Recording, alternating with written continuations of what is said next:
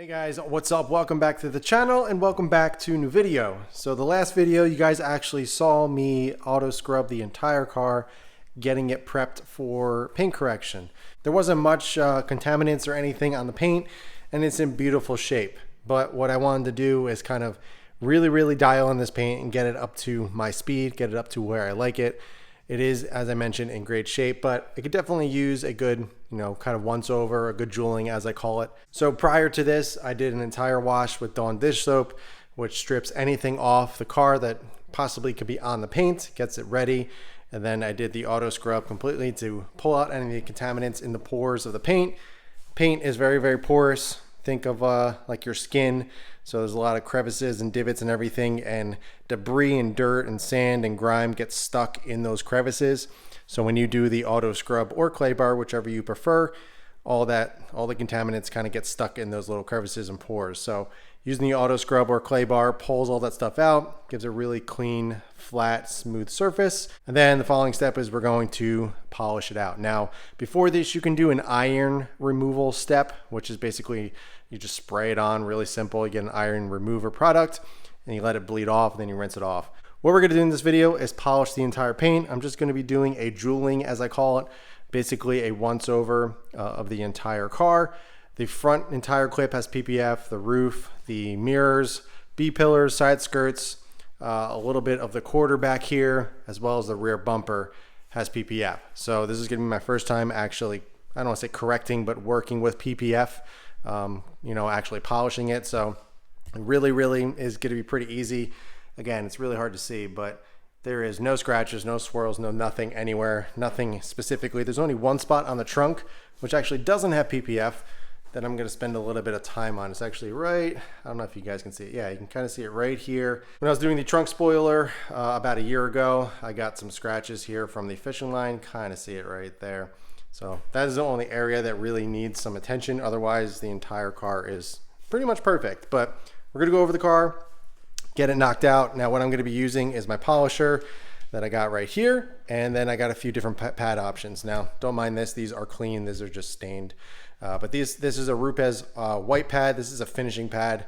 This is what you would use if you don't wanna do much cutting. Then we go to the yellow Rupes pad. Again, some staining, perfectly clean, so don't worry about that. This is a little bit more aggressive pad. Then we got something over here from Hex Logic. This is probably my most aggressive pad. This is most likely what I'm gonna be using on the truck to cut through a lot of the swirls and scratches from over the years. This is a little bit more aggressive. I never really had to use this too much, but if you wanted to get the job done quickly and your paint is in, not that great shape, this really does wonders. So what I'm gonna use is the yellow pad, since it's kind of in the middle. Simply just stick it on my polisher like that. And I'm going to be using Sonax Perfect Finish. Now this is a very non-abrasive polish. As you can see down here, the cut is a level 4 and the gloss is a 6. So this is kind of something that you would do after if you were doing a polish with, you can use this. Jescar's cutting compound or correcting compound. This is a little bit more aggressive. This is something that I would use with the orange pad if I was really needing to really dial in the paint, which I don't need. And then you would use the Sonax Perfect Finish if you wanted to go, the two-step method. But this is only gonna need one. And with a little bit more aggressive yellow pad, Sonax Perfect Finish, we're gonna get a great result with this. So let's go ahead and get started. I'll kind of walk you through what I do and the kind of area that I get done, and then we'll kind of just move about the car and get this knocked out. So I'm gonna start in the hood. This is kind of where I like to start. Just a little kind of 2x2 square, and really dial that square in and see how everything's coming out with the method that I got going on. I may change it up depending on how it's going, but yeah, so let's go ahead and get it started. All right, so what I like to do is what they call buttering the pad. So basically put a decent amount of polish that squirted out way too much, but just gonna go around and kind of prep the pad. So it does have some compound on the pad, so it's not gonna be dry right away, but you don't wanna go too crazy. Just kind of go around like that. I don't have one of those buttering knives. I kind of just use my finger, kind of get prepped like that. Now, as I go and as I put more polish onto the paint, obviously this is going to get completely coated, but I like to do a little bit of what they call a buttering at first. So I'm also going to do 4 little dabs in each corner. And then we're gonna come over to the paint. Now there's different settings on here. I like to start at a level 1 to get it spread out, and then I'll bump it up to a 5 or 6 depending on how things are going. But so the method that you want to do is a cross hatch. So you want to go this way, come back, go this way, and then this way. I do a total of 4 passes usually, and then I take a look, wipe it off, and see how things are going. Let's go ahead and get this first square kind of done, see how things are looking, and then we can move on to the rest of the hood. How about I plugged it in?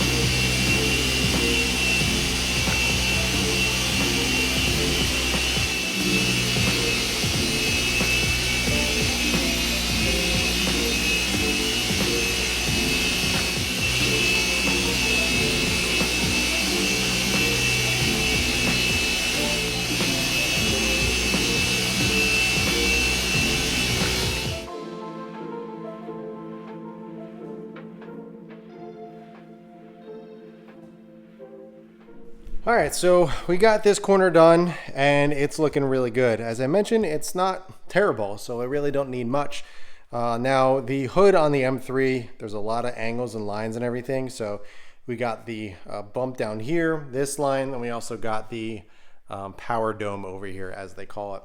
So what I did was kind of work in this section right here and then kind of go down here, and I kept my pad off of the edge here because on edges, you can burn through the clear coat, or at least you can take off more than you want to. Now with the polish and the pad that I have, I really don't see that happening, but I just like to kind of stay away from the edges here and not kind of just go over them, just kind of, you know, do their own little sections in their area. The reason for that, it kind of eliminates any chances for kind of burning through a little bit more on the clear coat. Now it's kind of impossible to burn through paint with this type of polisher, so I'm really not worried about it. But just for anybody that's a beginner and doing this for the first time, just kind of stay away from the hard edges and don't put your pad directly on it, kind of go around it. So yeah, it looks good. I'm happy with that method so far.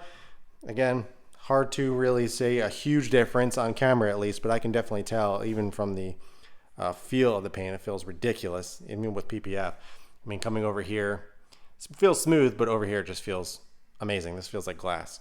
So I'm gonna go ahead and continue that method. One thing I do need to be careful of is, as I mentioned, I have PPF, so I'm gonna watch out for the edges. I'm not gonna go all the way over because I don't want to catch any of the edges and, you know, peel it up or anything. So I'm gonna go ahead and just kind of get this hood knocked out. Then we can move on to the roof, trunk. I'll do the glass as well in a little bit, but I just want to get started on these panels. So.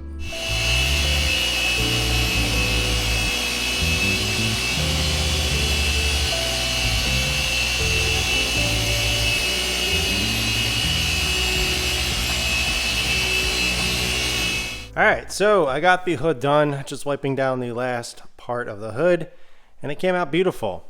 I really enjoy how easy it is to take off Sonex's Perfect Finish. It truly feels like butter taking it off.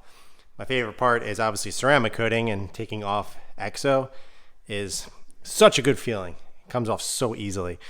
But Sonex's Perfect Finish, I love it because it doesn't dust a lot, gets the job done, and it really brings a lot of depth into the paint. And this is just the correction so far. So as I mentioned, the paint is really in great condition, so you're not going to see a drastic change. I mean, I will in person, but knowing that I went over the entire car and got it all polished up and using ceramic that I prefer, and knowing how it reacts to the weather and my washes and everything like that, it's going to be a really good feeling finally getting this car dialed in. I've been meaning to do it ever since I got the car, but now that we're finally at the point where I'm loving the car in terms of the modifications and everything, and still continuing to do stuff, still got a bunch of stuff here, you know, it's fun to kind of dial in your dream F80 M3 here. So all right, got the hood done. I'm happy with that. So now we're going to move on to the roof. Again, this is PPF, so it's going to be the same kind of method. Just going over it lightly. You don't want to push too hard, especially on the hood. This is aluminum, so if you push too hard, you definitely can dent it. You don't need to apply too much pressure. You just want to make sure that the pad is spinning freely, because if you're pushing down too hard, it won't spin But yeah, so let's go ahead and get the roof knocked out. Pretty simple, pretty flat. Obviously you got the little divots on either side in the middle here. Just be careful for those. So just do in sections. So like this section, that, this, that, this, that, you get what I mean. And then we can move on to the rear trunk once we get the roof finished. But yeah, coming along nice, super simple. And I'm happy with the progress so far. Now I'm probably gonna break this up into a few nights. I don't like doing an entire car or polishing an entire car in one night. I feel like I'm too rushed. And I don't feel like I do as good of a job when I'm trying to get the entire car done. So that took about 40 minutes or so, 35 minutes, 40 minutes to do the hood. So it's pretty straightforward. And I don't know how much more I got in me tonight. So, all right, enough talking, let's get the roof done.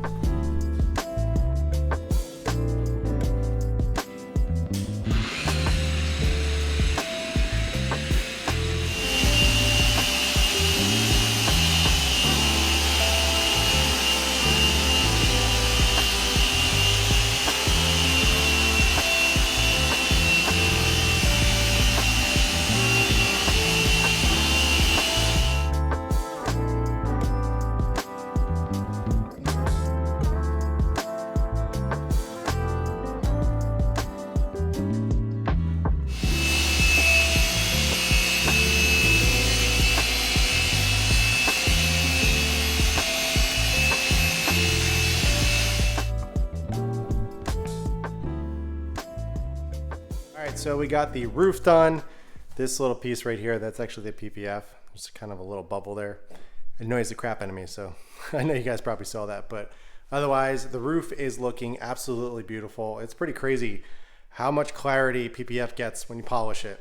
I know it doesn't seem like much on camera, but in person, I'm pretty impressed with how much more depth there actually is. So good PPF. It's XPEL, so it's good stuff. I got the trunk done as well. This was my first actual painted panel with no PPF.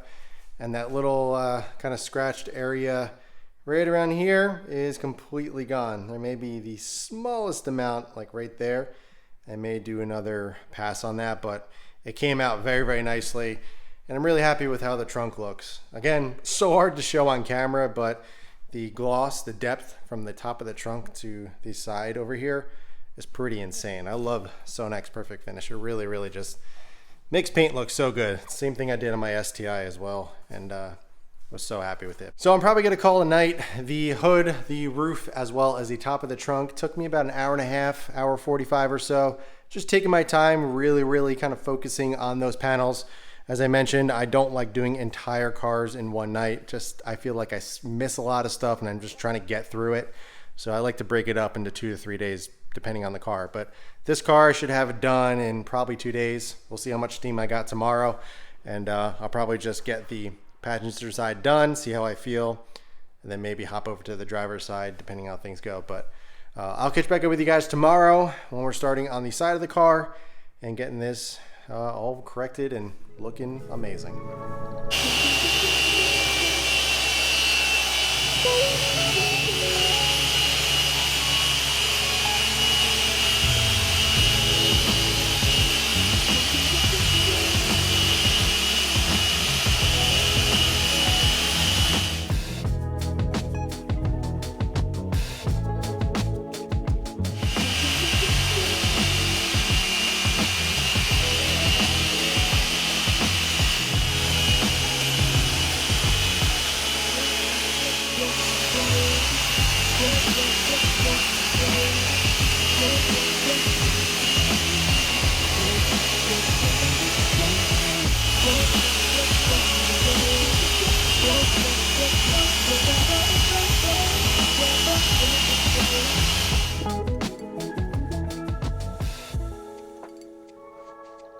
All right, guys, so the entire car is complete.